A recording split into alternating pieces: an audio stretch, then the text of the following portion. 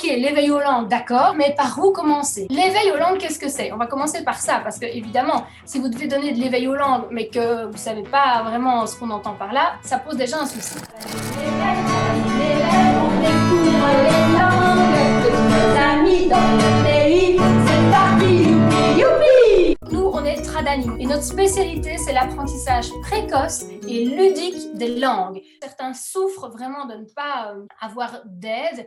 Nous, on s'est dit qu'on allait partager nos idées.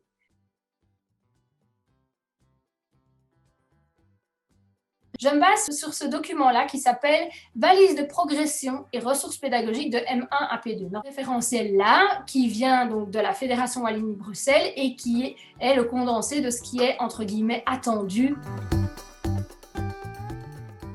C'est obligatoire.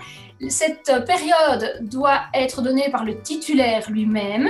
Donc, normalement, c'est vous en tant que titulaire de votre classe qui le donnez et pas quelqu'un d'autre à qui on délègue le truc. Ça doit comporter 50 minutes par semaine, donc une période. C'est fractionnable. Vous pouvez faire 5 fois 10 minutes chaque jour de la semaine, ça marche bien. Et dans ce document, on vous dit qu'il y a des ressources et des références multiples et vous pouvez prendre tout ce que vous voulez sans problème pour vous servir à faire l'éveil aux langues. Qu'est-ce que l'éveil aux langues? Nous, on a eu la chance d'avoir un entretien avec Wim de Grieve. Wim de Grieve, c'est l'auteur de ce document-là.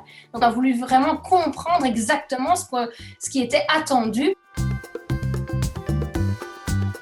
Donc, ce qu'il faut comprendre, c'est que l'éveil aux langues, au pluriel, ce n'est pas du tout l'apprentissage d'une langue en particulier. Donc, nous, par exemple, qui ont de l'anglais ou du néerlandais dans les écoles, si vous avez déjà un programme comme ça dans votre école, ce n'est pas ça l'éveil aux langues. L'éveil aux langues, c'est autre chose.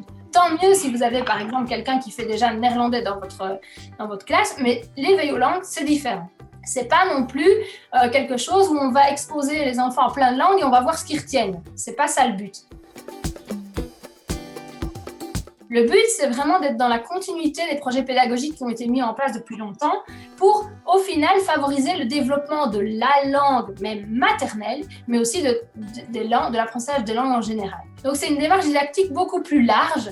L'inspecteur nous expliquait qu'il veut que les enfants commencent à comprendre que parfois, il y a des mots qui s'accordent, parfois des mots qui se conjuguent. Dans certaines langues, ça se fait, dans d'autres, ça ne se fait pas. Parfois, les mots sont invariables, parfois, ils changent et qui comparent de langue en langue pour voir un petit peu comment c'est. Il y a des accents, c'est pas les mêmes, etc. Donc, c'est plutôt cette démarche-là d'éveil aux langues. Voilà, on est déjà un peu plus fixé sur ce qu'est l'éveil aux langues.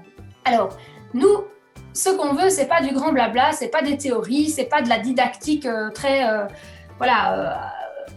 qu'on veut, c'est quelque chose de concret, d'efficace et de joyeux tant qu'à faire.